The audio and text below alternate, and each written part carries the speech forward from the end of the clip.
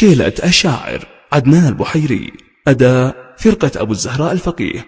البحيري قال ما هزني غير الدمار في بلادي والمصيبة يهددها الشلل، أسأل الله العوافي تعود للمدار واعذريني يا سعيدة على هذا الخلل. انسى يلي قد مضى وارجعي بين الكبار وابهري حكمة غني بها منذ الأزل، اخلعي ثوب الحزن والبسي أحلى سوار وابعدي من كانت يده تبيعش بالهلل، والفصل عنا بيدي وصفنا بالخيار وافتخر اسم اليماني على الكعب النزار. البحيري قال ما هزني غير الدمار في بلادي والمصيبة يهددها الشلل، أسأل الله العوافي